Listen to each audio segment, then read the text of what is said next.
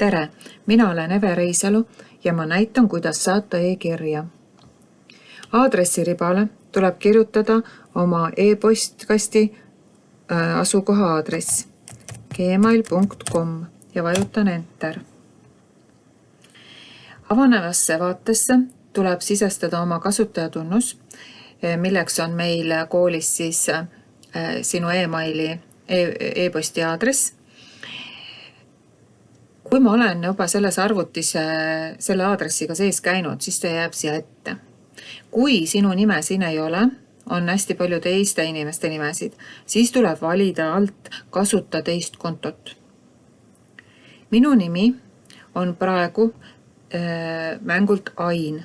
Mina olen palunud meie kooli IT toel teha mulle üks proovi aadress, et ma saaksin näidata kõiki võimalusi selles postkastis.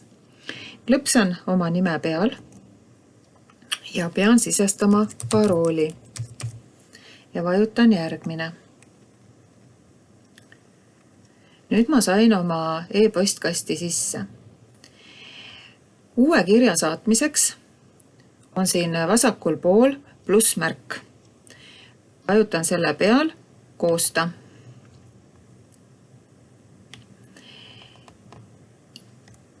Kõigepealt tuleb kirjutada siis, kellele soovitakse kiri saata. Saaja meiliaadress. Mina soovin saata Marve Ontrale. Sisestan tema aadressi.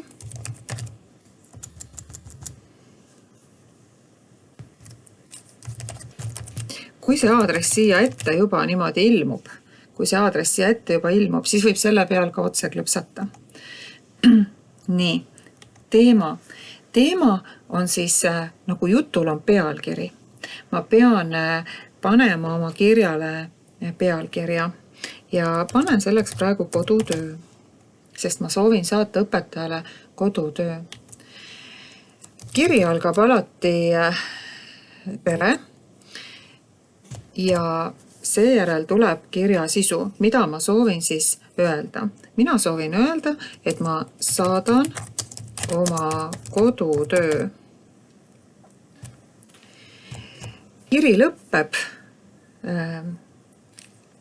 kas lugupidamisega, heade soovidega, parimat, ilusat päeva või selliste viisakate väljenditega. Mina panen lugupidamisega ja kõige alla järgmisele reale tuleb siis minu nimi. Kui ma nüüd soovin panna kirjaga kaasa õpetajale, pean saatma ühe foto näiteks, siis ma vajutan siia alla klambrimärgile. Ükskõik, mis faili ma siis tahan lisada oma kirjale ja saata seda, kas siis tekstifaili, fotofaili või mõnda muud, siis vajutan siia kirjaklambrimärgile ja nüüd avaneb minu arvutis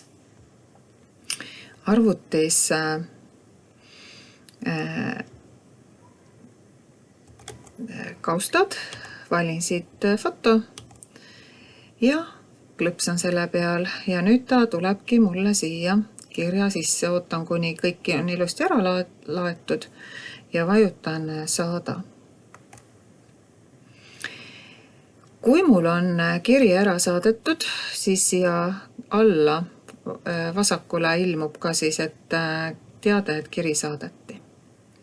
Ja vasakul pool on siis postkast ja saadetud kirjad. Kui ma siia saadetud kirjade peale klõpsan, siis ma näen, et ma olen selle kirja ära saatnud. Uuesti vajutan postkast, saan siia oma postkasti. Nüüd, kui mul on siin postkastis kõik asjad ära tehtud, siis ma pean kindlasti välja logima. Üleval paremal oma nime ikoonil klõpsan ja valin logi välja. Ja olengi postkastist välja logitud.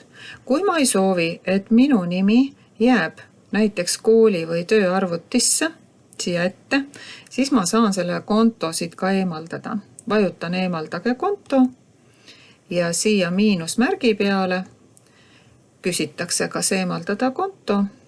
Jah, eemalda. Ja nüüd järgmine kord, kui ma sellest arvutist uuesti soovin e-postkasti minna, siis pean siia kirjutama jälle oma e-posti aadressi.